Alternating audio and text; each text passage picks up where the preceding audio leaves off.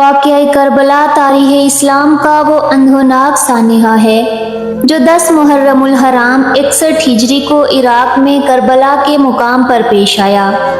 سانحہ کربلا میں امام حسین رضی اللہ تعالیٰ عنہ نے اپنے اہل بیت اور رفقا کے ساتھ دین اسلام کی سربلندی کے لیے اپنی جانوں کے نذرانے پیش کیے۔ تاریخ عالم شہادتوں کی ایسی لازوال داستان آج تک نہ پیش کر سکی کہ جس میں ایک مجاہد نے اپنے پورے کنبے کو دین اسلام کی سربلندی اور رب کی رضا کے لیے قربان کر دیا۔ حضرت امام حسین رضی اللہ تعالیٰ عنہ ان حضرت صلی اللہ علیہ وآلہ وسلم کے نواسے حضرت فاطمہ الزہرا رضی اللہ تعالیٰ عنہ کے لہتے جگر حضور صلی اللہ علیہ وآلہ وسلم کے نور نظر اور علی المرتضیٰ رضی اللہ تعالیٰ عنہ کے فرزند ہیں۔ 5 شعبان سن 6 ہجری میں آپ کی ولادت باسعادت ہوئی۔ حضور اکرم صلی اللہ علیہ وآلہ وسلم کو حسین رضی اللہ تعالیٰ عنہ سے بڑی محبت تھی۔ بچپن میں کبھی آپ حضور صلی اللہ علیہ وآلہ وسلم کے کاندھوں پر سوار ہوتے تو کبھی بحالت نماز حضور کی پشت مبارک پر سوار ہوتے اور کبھی آپ صلی اللہ علیہ وآلہ وسلم کے سینہ اطہر کے ساتھ چمٹے ہوتے تھے۔ جب پشت مبارک پر ہوتے تو حضور صلی اللہ علیہ وآلہ وسلم سجدوں کو لمبا فرما دیتے۔ حضور صلی اللہ علیہ وآلہ وسلم فرماتے ہیں کہ حسین مجھ سے ہے اور میں حسین سے ہوں۔ حسن و حسین جنت کے نوجوانوں کے سردار ہیں۔ حسین چراغ ہدایت ہیں۔ امیر معاویہ کی وفات کے وقت امام حسین مدینہ میں موجود تھے۔ یزید جب تخت نشین ہوا تو اس نے والی مدینہ ولید بن عتبہ کو حکم دیا کہ حسین رضی اللہ تعالیٰ عنہ عبداللہ بن زبیر اور عبداللہ بن عمر سے ان کی خلافت کے لیے بیعت لی جائے۔ والی مدینہ نے جب ان ہستیوں کو بلا کر جو یزید کا پیغام سنایا تو انہوں نے حالات کے پیش نظر مدینے کو چھوڑ دیا اور مکہ چلے آئے۔ مکہ میں امام میں موجود تھے تو کوفہ والوں کے خط آنا شروع ہو گئے کہ یزید تخت پر بیٹھ چکا ہے، وہ دین میں طرح طرح کی خرابیاں پیدا کرنے کا مرتکب ہو رہا ہے۔ اس کے فسق و فجور کو اگر نہ روکا گیا تو دین اسلام کا شیرازہ بکھر سکتا ہے۔ ہم آپ کو اپنی پوری معاونت کا یقین دلاتے ہیں، لہٰذا آپ کوفہ تشریف لے آئیں۔ اسی طرح کے مضامین پر مشتمل تقریباً 900 خطوط امام حسین کو موصول ہوئے۔ امام حسین نے کوفہ جانے کا فیصلہ کر لیا۔ اصحاب کرام میں سے کئی لوگوں نے امام حسین کو کوفہ جانے سے منع کیا۔ انہوں نے کہا کہ اس سے قبل بھی کوفہ والے آپ کے بھائی اور والد گرامی کے ساتھ دھوکہ کر چکے ہیں، ان سے کبھی بھی بیعت نہیں۔ اب طے یہ پایا کہ امام حسین نے مسلم بن عقیل کو، جو کہ ان کے چچا زاد بھائی ہیں، کوفہ بھیجا تاکہ وہ وہاں کے حالات کو پرکھیں اور لوگوں سے امام حسین کے لیے بیعت لیں اور حالات اور تمام صورتحال سے امام حسین کو آگاہ کریں۔ امام مسلم کوفہ کے لیے روانہ ہوئے۔ کوفہ پہنچ کر مسلم بن عقیل نے مختار کے گھر پناہ لی۔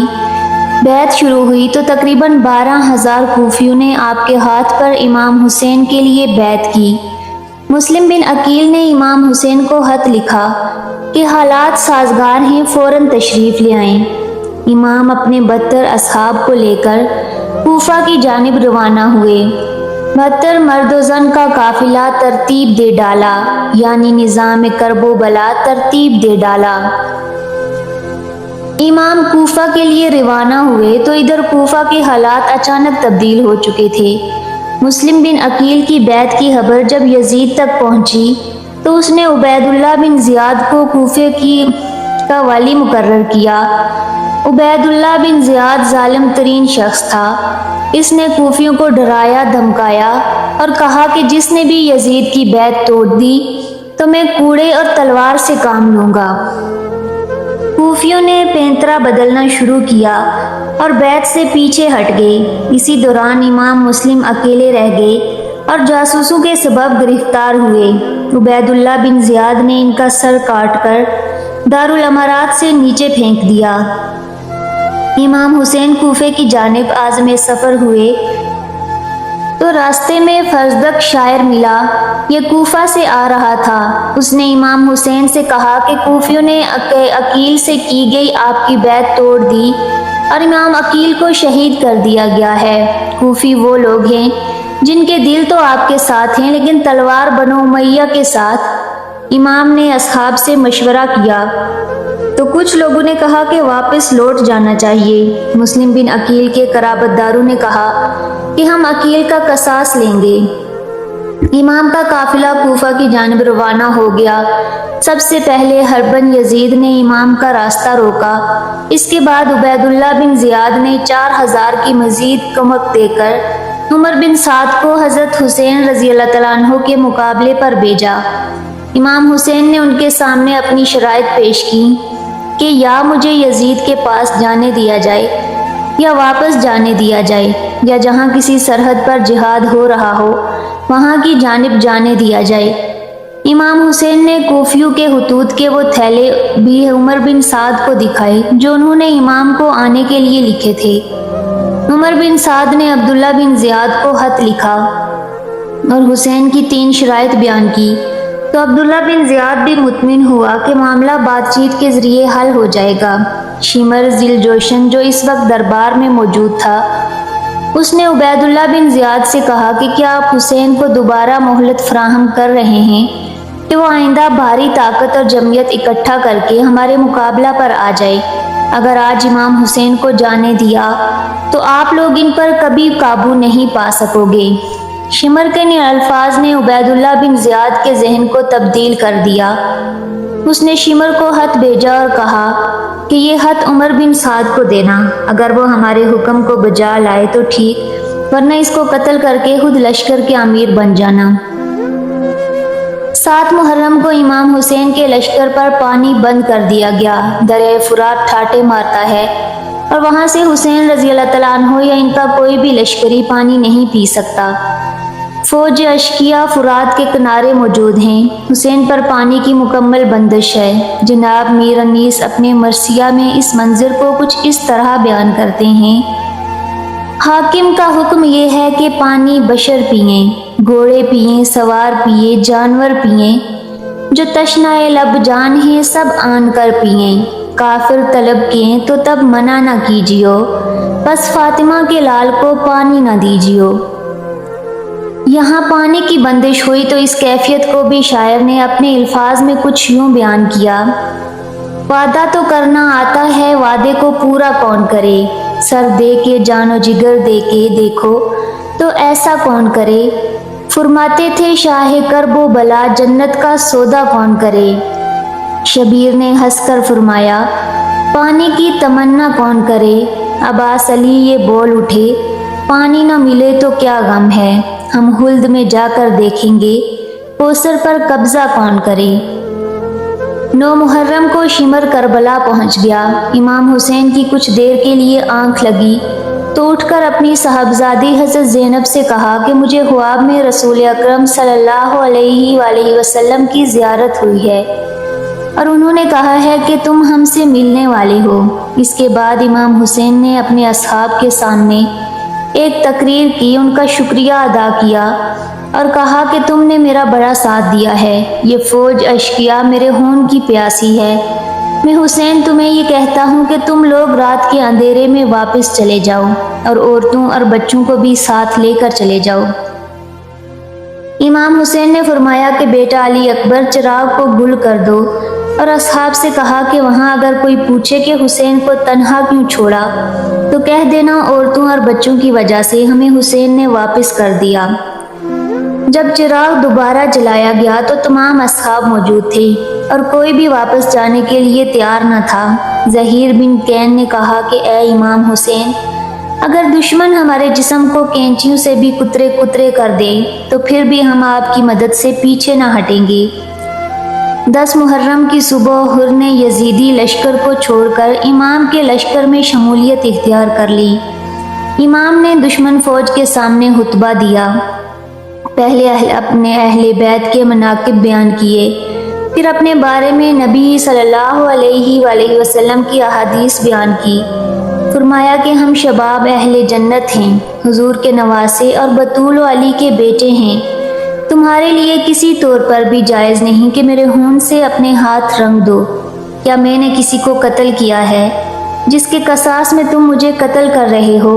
کیا میں نے کسی کا مال لوٹا یا کسی کو زخم لگایا؟ امام حسین نے ایک ایک کوفی کو نام لے کر پکارا اور کہا، اے فلاں بن فلاں، اے فلاں بن فلاں، اے فلاں بن فلاں، کیا تم نے مجھے خط نہیں لکھے تھے؟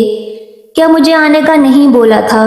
یہ لوگ یزیدی فوج میں موجود تھے تو وہ لوگ مکر گئے۔ امام حسین رضی اللہ تعالیٰ عنہ نے وہ خطوط کے تھیلے عمر بن سعد اور شمر کو دکھائے جو ان کے لکھے گئے تھے، لیکن کیا کہیں کہ بدبختی و لعنت فوج یزید کا مقدر ہو چکی تھی۔ اتنا سمجھانے کے باوجود بھی اقتدار اور زر کی ہوس نے انہیں اندھا کر دیا تھا۔ کوفیوں نے ایک نہ سنی۔ فوج کے عہدیداروں کو یہ معلوم تھا کہ اگر یزید کو خبر ہو گئی کہ ہم نے امام حسین رضی اللہ تعالیٰ عنہ کو بلایا ہے تو وہ ہمیں قتل کر دے گا۔ یہی وجہ تھی کہ حسین رضی اللہ تعالیٰ عنہ کو یزید تک نہ پہنچنے دیا گیا۔ سب سے پہلے عمر بن سعد نے حسینی لشکر کی جانب تیر چلایا اور کہنے لگا، گواہ رہنا، پہلا تیر چلانے والا۔ اب باقاعدہ جنگ کا آغاز ہوا۔ امام حسین کے سپاہی ایک ایک کر کے اپنی بہادری اور شجاعت کے جوہر دکھاتے ہوئے جام شہادت نوش کر گئے۔ اہل بیت اطہار میں حضرت عباس کے بازو قلم کر دیے گئے۔ حضرت قاسم امام علی اکبر تاج شجاعت دیتے ہوئے شہادت کے مرتبے پر فائز ہوئے اور نہ محمد شہید ہوئے۔ پھر 6 ماہ کے امام علی اصغر کو حسین کے ہاتھوں پر حلق میں تیر مار کر شہید کر دیا گیا۔ 10 محرم کی شام پھیلنے لگی تھی۔ حسین کے ساتھیوں نے میدان کربلا میں بڑی بہادری اور شجاعت دکھائی۔ اب آخری باری حسین بن علی کی آئی۔ حسین میدان جنگ میں پہنچتے ہیں۔ علی کا شیر حیدری جب حضور صلی اللہ علیہ وآلہ وسلم کا امامہ اور پٹکا باندھے علی کی ذوالفقار لے کر میدان کربلا میں پہنچا اور ایک ایک کو بھیڑ بکریوں کی طرح کاٹنے لگا اور کہنے لگا، آؤ 3 دن کے بھوکے اور پیاسے کی جنگ دیکھو، علی کے فرزند کی جنگ دیکھو۔ دشمن کی فوج میدان چھوڑ کر گھر بھاگنے لگی۔ جب شمر نے یہ منظر دیکھا تو کہا کہ تم اکیلے اس کا مقابلہ نہیں کر سکتے، سارے مل کر یکبارگی حسین پر حملہ کر دو۔ دم لینے دو نہ فاطمہ زہرا کے چین کو، سینے پر نیزے رکھ کر گرا دو حسین کو۔ میدان کربلا میں سینکڑوں نیزے، تلواریں، خنجر اور تیر حسین کی جانب بڑھے۔ حسین کو شہید کر دیا گیا۔ شمر نے ہولی سے کہا کہ اس کا سر کاٹ لو۔ وہ آگے بڑھا تو اس کے ہاتھ کانپ گئے۔ پھر شکی سنان بن انس نے یہ کام انجام دیا۔ بعد از قتل کے حسین کے سر کو نیزوں پر بلند کیا گیا اور لاشوں کو گھوڑوں سے روندا گیا۔ کربلا میں ایک قیامت برپا ہو گئی۔ خیام حسینی کو آگ لگا دی گئی۔ حسین کا سر جب یزید کے دربار میں پہنچا تو اس نے سر اقدس حسین کے ہونٹوں پر چھڑی ماری اور کہا کہ ہم کامیاب ہوئے۔ زید بن ارقم صحابی جو اس موقع پر دربار میں موجود تھے، انہوں نے کہا، وہ بدبخت چھڑی ہٹا لے۔ میں نے نبی صلی اللہ علیہ وآلہ وسلم کو دیکھا کہ وہ ان ہونٹوں کو چوما کرتے تھے۔ یزید کی بیوی ہندہ بنت عبداللہ نے جب یہ خبر سنی کہ یزید نے امام حسین کو شہید کر دیا ہے تو وہ دربار میں جا پہنچی اور یزید کو لعن طعن کرنے لگی۔ یزید نے پینترا بدلا اور کہنے لگا، خدا غارت کرے ابن زیاد کو کہ اس نے جلدی میں امام حسین کو قتل کر دیا۔ انا للہ و انا الیہ راجعون۔ خوشبوئے خلد دب گئی خاک شفا کے بعد، جنت کا نام آنے لگا کربلا کے بعد از حسین اور نہ کوئی حسین ہے اور نہ کوئی کربلا اس کربلا کے بعد۔ ہوتا اگر حسین بھی دنیا میں دوسرا، پھر اور ہوتی کربلا اس کربلا کے بعد۔ از خود غلط ہے حضرت جوہر کا یہ کہا، اسلام زندہ ہوتا ہے ہر کربلا کے بعد۔ کرے تسلیم روح جوہر مرحوم یہ کرے، اسلام زندہ ہو چکا بس کربلا کے بعد۔